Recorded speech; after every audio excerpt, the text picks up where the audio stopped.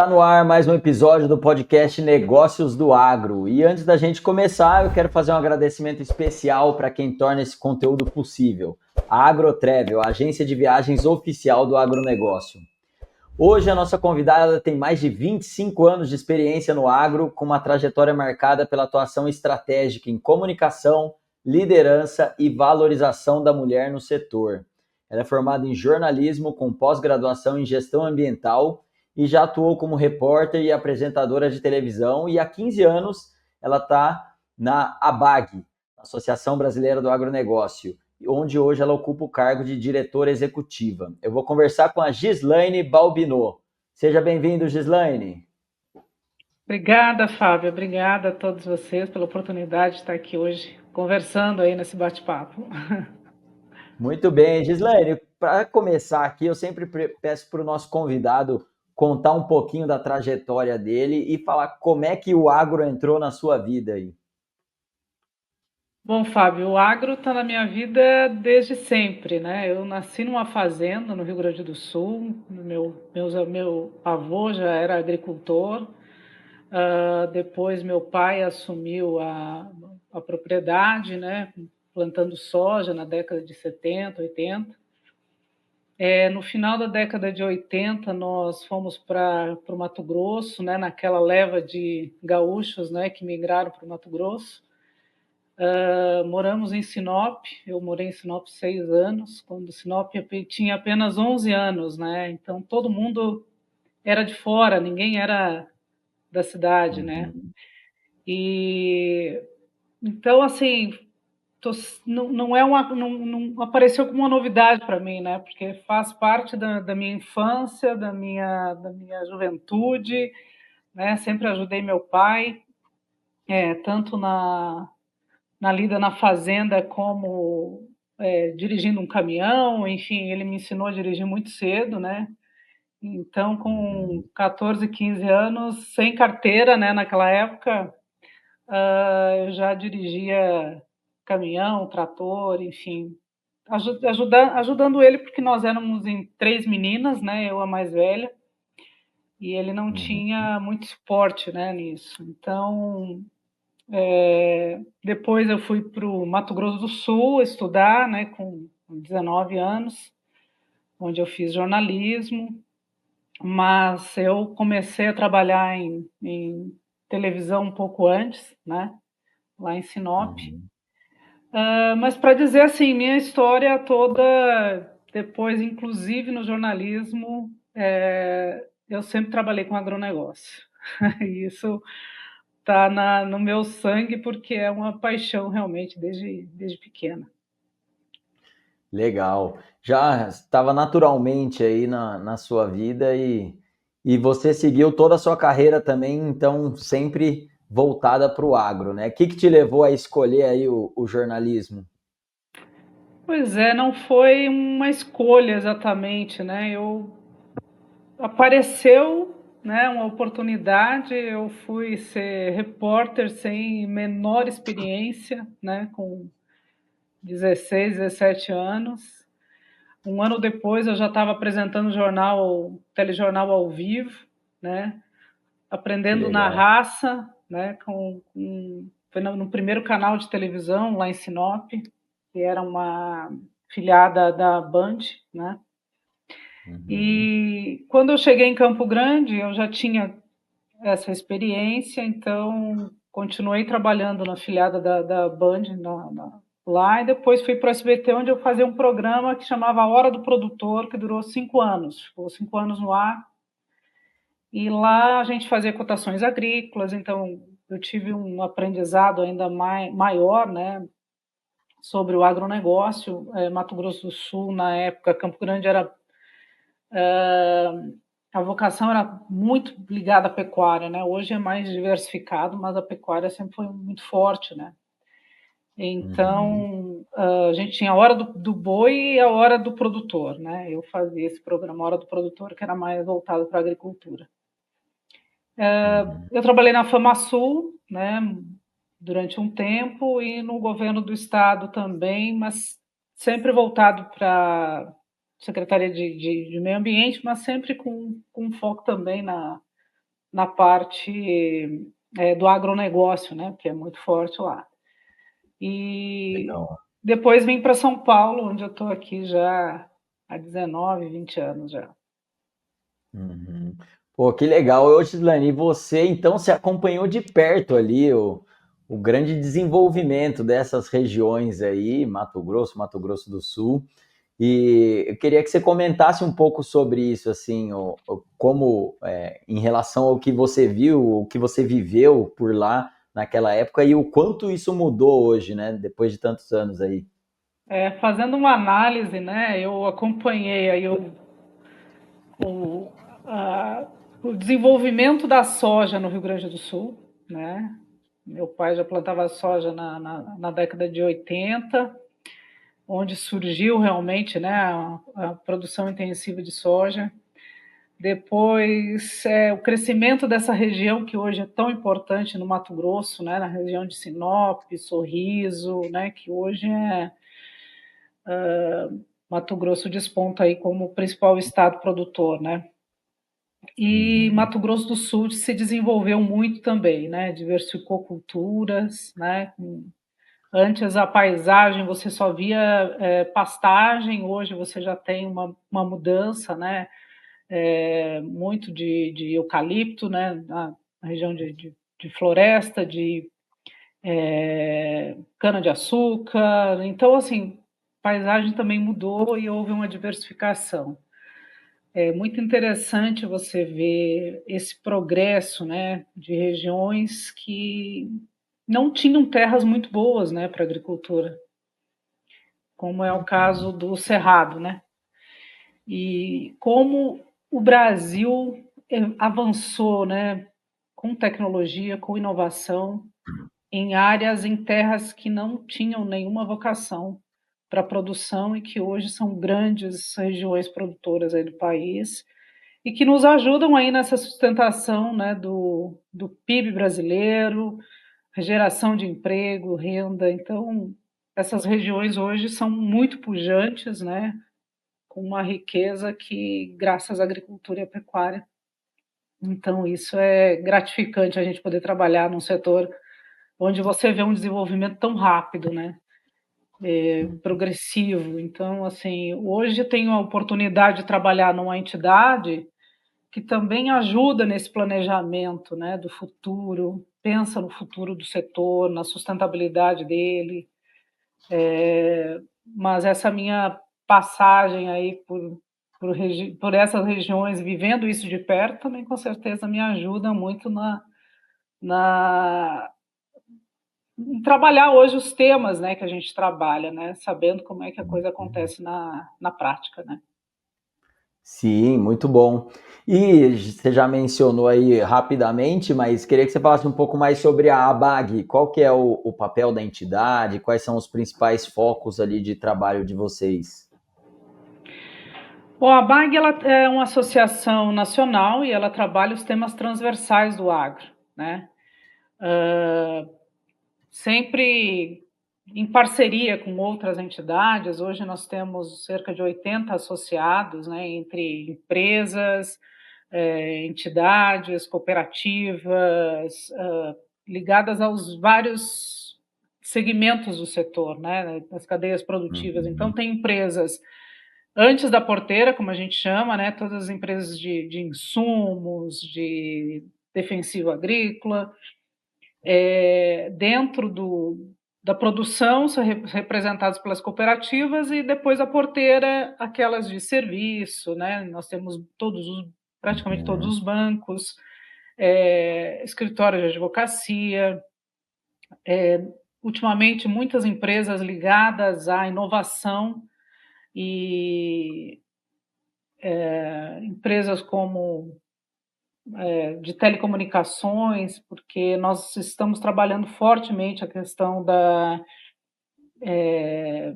conexão, né, de conectividade no rural, inteligência artificial, temas ligados à questão de biocombustíveis, né, combustíveis do futuro. Então, isso tem também sido uma atração para que as empresas, né, de inovação e empresas mais ligadas a serviços, né, que não são diretamente as empresas do agronegócio, mas que atendem o agronegócio, também se interessem em nos procurar. Uhum. A entidade ela é diversa nesse sentido, né? Então isso enriquece também muitos temas. Como eu falei, a gente trabalha conectividade, trabalha temas ligados a três grandes vertentes, né? A comunicação, e nisso a gente trabalha fazendo vários eventos, a questão das narrativas, né? Uhum. Encontros, enfim, de vários temas, sustentabilidade, né? E isso envolve sustentabilidade em suas várias nuances aí, né? Tanto Uhum. econômica, social e ambiental. Então, recentemente nós fizemos um evento discutindo como o agronegócio é parte da solução das mudanças climáticas, aí, pensando na COP30, Legal. envolvendo, né, as lideranças do setor nesse processo. Em agosto, agora, a gente realiza o nosso congresso, que vai chamar. Todo ano a gente tem um tema, né? Esse ano o tema é Agroaliança, né? O Congresso Brasileiro do Agronegócio, que já é uma referência na agenda aí do setor, e que reúne cerca de 1.000 pessoas presencialmente. Nós transmitimos ele ao vivo, então cerca de 6, 7 mil pessoas assistem o congresso também, com a ideia sempre da gente difundir, né, de ampliar essa reverberação das nossas comunicações, dos temas que a gente traz, e que justamente tem essa ideia de trabalhar o futuro do setor, né, com planejamento, com estratégia, né, e com sustentabilidade. Então, a ABAC tem essa percepção de que precisamos trabalhar as lideranças, precisamos trabalhar os temas que são relevantes para o setor, para que ele realmente continue sendo pujante, continue crescendo, né, e sendo um protagonista aí, econômico, né, para o país. Legal. Então vocês fazem esse papel de promover aí a discussão dessas temáticas que são fundamentais aí para o agro, né? E vocês também têm uma atuação internacional também, Gisele? Eu pergunto isso porque a gente vê que muitas das narrativas até errôneas do nosso agro são importadas, né? Vêm de fora. Vocês têm É, algum tipo de trabalho nesse sentido na comunicação do agro fora do Brasil também? sim, é um trabalho até recente, né? A gente não tinha algo pensado, estruturado nesse sentido, mas Uhum, desde o ano passado nós estamos com uma consultoria com o embaixador Roberto Azevedo, né, que foi diretor-geral da OMC. Hoje ele uhum, vive nos Estados Unidos, e ele participa dos grandes eventos internacionais, né, nos representa e nos auxilia nessas narrativas para que nós consigamos construir aí posicionamentos, né, e que uhum. faça também uma abertura de diálogo aí com outros países. Ele vem fazendo essa construção com os Estados Unidos, né, e em breve a gente vai ampliar para outros países, como China, Índia, justamente buscando ampliar essas alianças, né, e Uhum. conter essas narrativas que tentam denegrir, né, o trabalho que a gente vem fazendo no Brasil e que tem total respaldo, né, com a ciência, né, embasado.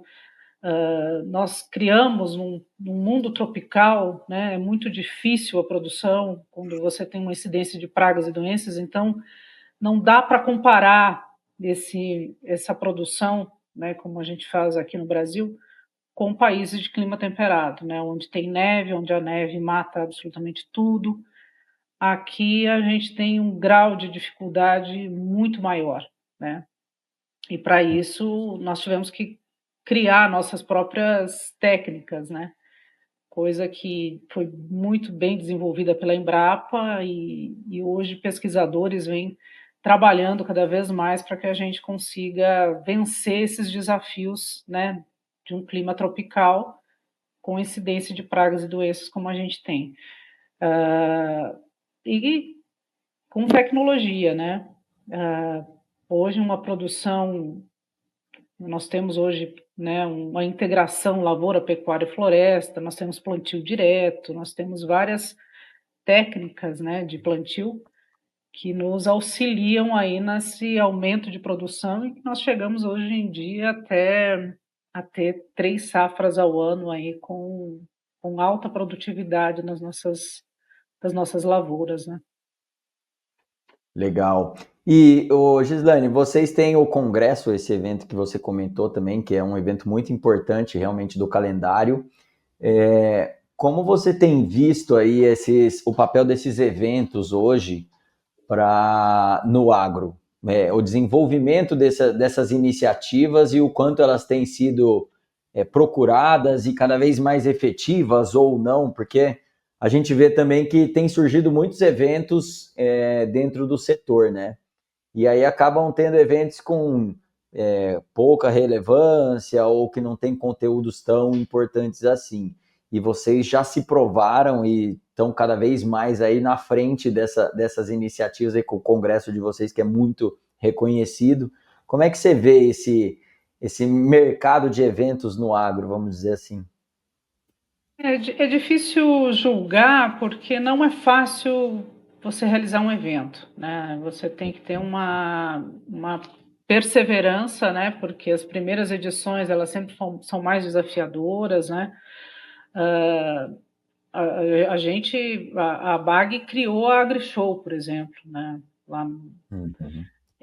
no começo da década de 90 e passou por desafios muito grandes. Hoje é uma feira que recebe 195 mil pessoas, quer dizer, é um sucesso, mas começar, né, é sempre muito mais difícil. Depois você adquire confiança das pessoas, né, e o evento ele acaba tendo um respaldo. Mas a nossa, falando, né, do que a gente faz, né, a gente planeja com muita antecedência e o nosso forte mesmo é o conteúdo, né, do nosso congresso.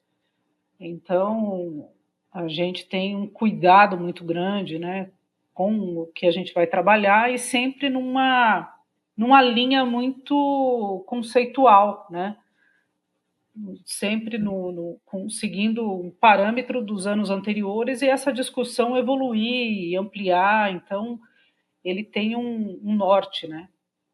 Essa é Uhum. a nossa técnica de fazer com que o evento realmente sempre tenha um público, né, cativo, que as pessoas se interessem em participar, trazendo pessoas de diferentes setores também para que esse diálogo seja ampliado e, né, e mantenha o interesse do público. Mas Uhum. realmente não é uma coisa simples e fácil de fazer, então nem sempre todos os eventos vão ter a mesma qualidade, né, às vezes é difícil mesmo. Legal. E uma outra coisa que a BAG também tem ali é a questão das mulheres, né? Vocês têm aí um prêmio das mulheres, tem a Academia de Liderança também de Mulheres do Agro. Queria que você comentasse um pouquinho sobre essas iniciativas aí e como é que elas trazem, como é que elas impactam o agro brasileiro hoje.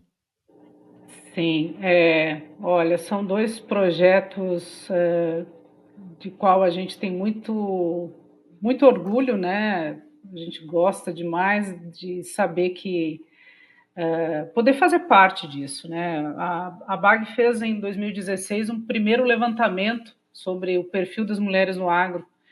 A gente não tinha ideia dessa presença feminina, né, no setor, e até então não se tinha muita noção, sabe. A partir Uhum. disso, foi criado o Congresso Nacional das Mulheres do Agro, né, junto com Transamérica, liderado pelo Transamérica, e nós somos parceiros até hoje. E desse movimento, então, criou-se o Prêmio Mulheres do Agro, né, uma parceria com a Bayer, e Uhum. o ALMA, né, que é a Academia de Liderança de Mulheres do Agro, que é uma parceria com a Corteva e a FIA, né. Então são 2 projetos com objetivos diferentes, né, mas que têm muito significado. O prêmio, por exemplo, ele tem a valorização de histórias, né, que são histórias inspiradoras, hã, e dá visibilidade ao trabalho dessas produtoras rurais, né, de pequena, média e grande propriedade e também de pesquisadoras. Já Uhum. o ALMA, né, eh, a ideia é formar lideranças femininas, né, preparadas para atuar em posições estratégicas, né, e que têm um impacto realmente na vida delas, porque muitas fazem, o curso, né, que dura quase um ano, e no ano seguinte elas estão participando de novo, né. Então a gente já tem uma formação aí de 100, 150 mulheres todos os anos, e que tem aulas sobre gestão, sobre exportação, enfim, elas escolhem os temas, né, então muitas tem uma turma que está fazendo só sobre ESG, sobre liderança, enfim, buscando conhecimento e estudar mesmo, então elas são bastante dedicadas. Que legal, parabéns pela iniciativa aí. E você, Gislaine, na sua trajetória, você está no agro desde sempre. E lá atrás, as mulheres não tinham tanto esse espaço como tem hoje, né? Você já teve alguma barreira no mercado, assim, nesse sentido, que você já enfrentou ali para Ah, com atuar? certeza. Enfrentei várias, várias, várias.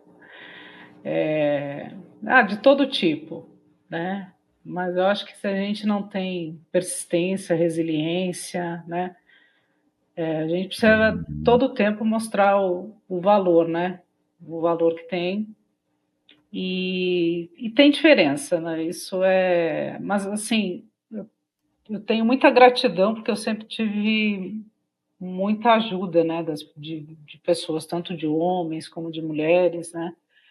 Mas meus Uhum. chefes sempre foram homens, né, e eu, né, agora nessa última virada minha de carreira, eu tenho uma gratidão muito grande ao nosso presidente, ao Caio Carvalho, que sempre acreditou no meu potencial, que sempre me deu oportunidades, né, então, quem eu sou muito grata.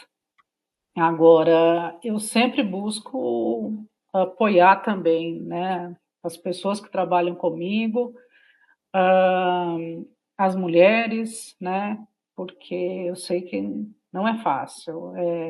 É um setor, né, historicamente e genuinamente masculino, então nós Uhum. viemos gradativamente tendo que fazer essa inserção, né, das mulheres. E nós temos ainda desafios aí pela frente para que a minha filha, né, as mulheres aí que vêm, depois de nós, possam encontrar um caminho mais aberto, né, e e com menos desafios aí do que a gente encontrou, né. Boa. Ô, Gislaine, você estando à frente aí da ABAG, quais você acha que vão ser os principais desafios aí dos próximos anos do agro brasileiro? Você citou alguns aí que vocês têm mais atenção, conectividade, a sustentabilidade e tudo mais. Você acha que esses devem continuar sendo as principais temáticas aí de foco nos próximos anos, ou você acha que devem surgir algum outro tema que ainda não estamos trabalhando ou não estamos tão focados neles? Olha, no momento a gente vem lidando com temas ligados a temas jurídicos, né. Infelizmente, taxações, enfim, né? Isso vem tirando o nosso sono, mas estruturalmente, né, pensando no desenvolvimento do setor, e isso é uma questão público e privado, melhorar a questão da armazenagem, infraestrutura, né, de estradas, hidrovias e ferrovias, para o escoamento da produção, porque a gente ainda continua perdendo competitividade depois da porteira, tá? Nós somos muito competitivos dentro, já passamos Estados Unidos em várias, né, estamos já passando a soja, passando em várias produções, né, na produção e na exportação, mas saiu da fazenda, a gente perde competitividade, né? Então isso é muito ruim. Melhorar a questão da conectividade, porque uma região sem internet, sem conexão, não é só uma questão de melhorar e o produtor poder usar o maquinário que ele tem com todo o potencial que ele pode usar. É uma questão de você levar a educação, levar a saúde, levar o desenvolvimento para essa região. Porque até a terra, ela muda o valor dessa terra, né, diante de uma infraestrutura que essa região possa oferecer. E nisso você leva todo um potencial aí de serviços também, né? Então, é o desenvolvimento que vai junto, né? Então, acho que esses são os temas principais hoje, são os nossos gargalos, né? Para que a gente amplie a nossa produção. É óbvio que a gente vai ter que continuar investindo em tecnologia e inovação e muita ciência, né? O desenvolvimento de novas cultivares, de novas variedades, né? Buscando ampliar aí o nosso potencial. Hoje nós temos 30 milhões de hectares de pastagem degradada, que pode ser recuperada ou que pode ser convertida em agricultura. Então, isso nos dá né, uma chance ainda de poder melhorar a nossa produção e aumentar a nossa produção sem derrubar uma árvore, né? E isso são decisões que são realmente público e privado precisam trabalhar juntos para que esse desenvolvimento aconteça, né? Sim, com certeza. Você até comentou aí que a gente começa a perder a nossa competitividade depois da porteira, né? E aí eu queria te fazer essa pergunta com relação a agregar valor, industrialização e agregar valor ali para os nossos produtos. Você tem visto algo nessa direção também? Porque a gente tem problemas de infraestrutura, como você comentou aí, a conectividade é um exemplo desses, a logística e tudo mais, mas você vê também um movimento com relação à industrialização, da gente conseguir agregar e pegar mais uma fatia aí da cadeia de valor? Sim, isso seria algo bastante natural até, né? Porque seria uma agregação de valor fantástica, né, para várias culturas. Mas nosso problema é uma carga de impostos altíssima, né, que desestimula a industrialização do país. Então, hoje a indústria que dá certo é a agroindústria, né? Mas mesmo Sim. assim, passando por diversas dificuldades aí com relação à tributação, né? Nós temos uma carga de impostos realmente que não estimula o empresário a investir no Brasil, diante da quantidade de impostos que ele precisa arcar, né? Por isso, grande parte da nossa produção vai a granel, né? É exportada a granel por essa dificuldade que a gente tem de melhorar a nossa agroindústria ainda mais, né? Sim, acho que falta mesmo um olhar ainda mais estratégico do setor público, né? E que não seja um projeto de governo, mas de Estado, né? Que possa permanecer enfim, esse é um dos grandes desafios que a gente tem hoje no Brasil em várias áreas diferentes e no agro não é diferente, né? Exato, exatamente. O agro hoje é um dos setores que mais emprega, né? Tanto empregos temporários como, né? Tanto no campo como nas cidades, né? Mas com Uhum, certeza a gente poderia ter muito mais, né? Se tivéssemos esse olhar, né, de longo prazo, de desenvolvimento, né? uhum, Onde os empresários realmente tivessem esse estímulo para investir cada vez mais e assim gerar mais empregos, né? Tanto no campo quanto na cidade, né? Oriundo de uma produção que é realmente a vocação do Brasil, que é produzir alimento, fibra e energia renovável, né? Então nós temos aí um grande uhum. potencial ainda para explorar e para crescer. Legal. E Gislaine, vocês na ABAG, vocês têm uma visão ou algum tipo de olhar diferenciado aí para as lideranças do futuro aí do agro? Vocês têm algum, ou se vocês tratam isso também no congresso ou nos eventos que fazem, mas com esse olhar para preparar também aí as próximas gerações aí para assumirem essa liderança? Sim, isso é sem dúvida uma grande preocupação do setor, né? Pensar nessas novas lideranças, né?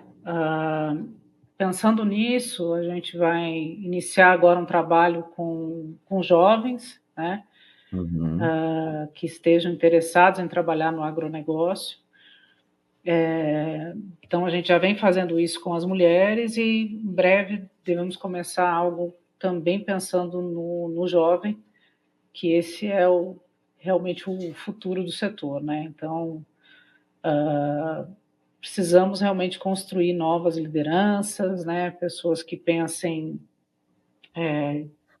diferente, porque as coisas acontecem uhum, muito rápido, né? E, uhum, e no agronegócio não é diferente, né?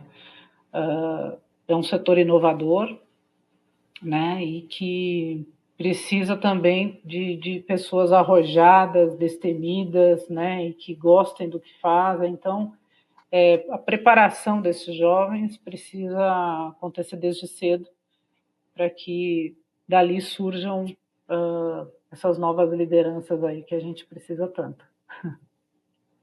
boa, muito bem. Gislaine, para a gente falar de novo aqui, você já comentou do congresso, mas ele vai ser dia 11 de agosto em São Paulo, é isso? Exato, 11 de agosto no WTC, né, que é o Sheraton WTC, aqui em São Paulo. Maravilha. Esse ano o tema Então, será agroalianças, né? A ideia é de justamente a gente ter uma união do setor, a, estimulando alianças, né, que possam favorecer o desenvolvimento cada vez mais do agronegócio brasileiro. boa. E como foi a construção desse tema aí? Porque isso é uma coisa também que a gente costuma falar que o agro também ele é muito grande, mas também ao mesmo tempo ele é pequeno, né? E, assim, ele é grande nos números, mas os players ali são, né, não tem uma diversidade tão grande assim. Como você vê o setor nesse sentido das alianças aí, de todo mundo comprometido aí com esse desenvolvimento do setor como um todo? Isso é um tema que a BAG já vem trabalhando há algum tempo, né, buscando a aproximação cada vez maior com outras entidades, né, que sejam representativas, porque como ela é uma entidade guarda-chuva, todas as outras também são importantes nesse processo, né, trabalham Uhum, os setores de forma individual. São longas cadeias produtivas, muito complexas, né? Então, por isso, a dificuldade também de você fazer um setor com essa magnitude caminhar junto, né? Muitas vezes você não uhum, tem todos os players, todos os representantes ali de todas as cadeias pensando da mesma maneira, né? Uhum. E quando a gente trabalha com foco em alianças e unidos, a nossa força triplica, né? Nós temos hoje concorrentes internacionais muito fortes e que fazem um trabalho muito bem feito. E a gente vem perdendo esse jogo das narrativas, né? Como você falou agora há pouco. E isso tem nos desestabilizado muitas vezes, né?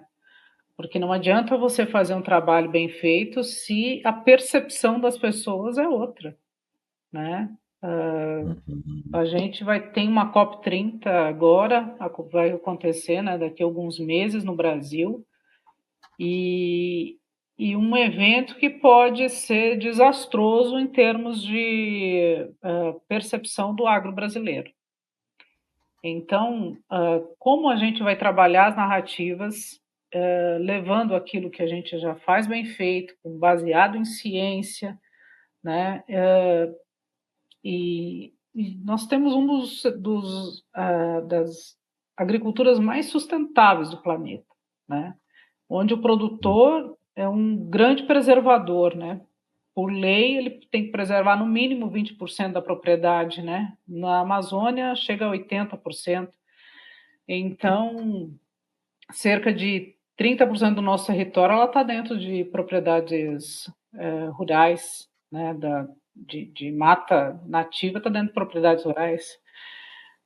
E isso as pessoas não conhecem, elas não têm a menor noção de como acontece essa dinâmica aqui internamente, né? E se tem, não faz muita questão também de difundir essas questões relacionadas ao agro brasileiro, né?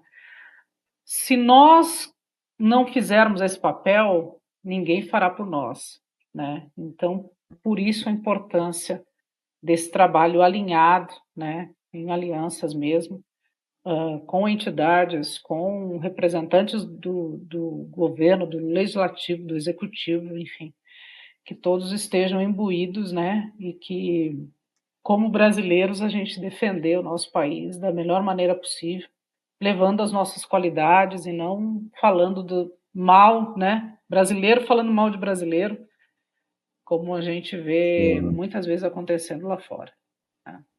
é verdade. Você sabe que a gente viaja bastante aí o mundo todo para levando brasileiros aí para conhecer as melhores práticas, enfim, em várias áreas do agro. E a gente vê em regiões que são bem-sucedidas uma organização muito grande do setor, e todas as entidades também muito alinhadas ali com o propósito. Um exemplo muito legal disso é a região de Almeria, no sul da Espanha, que eles construíram um mar de estufas lá no deserto e são hoje os maiores exportadores de hortaliças para a Europa. Então, eles criaram ali numa região que não tinha nada e é muito legal ver isso, o setor público muito alinhado com a academia, com o setor privado e todo mundo fazendo o negócio acontecer. A gente vê isso também em outras cadeias, a gente voltou recentemente do Uruguai também para ver a cadeia da carne lá, também muito bem organizada e estruturada. Então, acho que o tema que vocês escolheram é muito propício aí para o momento também, e é algo que o Brasil precisa muito, que é fortalecer essas alianças entre os diferentes players aí do setor. Então, parabéns aí pela temática. E com certeza estarei lá no evento também. Será um Gislaine, prazer, Fábio. a gente está entrando aqui na parte final já do nosso podcast, aqui do nosso bate-papo. E aí eu queria saber se você tem, antes da gente encerrar, se tem algum projeto que vocês estão trabalhando que você gostaria de falar e não falou ainda sobre ele, ou uma mensagem final aí que você gostaria de deixar para o pessoal que está acompanhando a gente aqui hoje. Como eu falei, Fábio, no começo, a gente vem trabalhando várias questões relacionadas à comunicação, né? Então, em breve, nós estaremos colocando no ar um portal, né? Que vai ser uma referência aí para pessoa que não conhece nada do agro, ela vai entender como é que o agro funciona. aquelas que já conhecem vão se informar, né, das notícias a respeito do setor, do que vem acontecendo.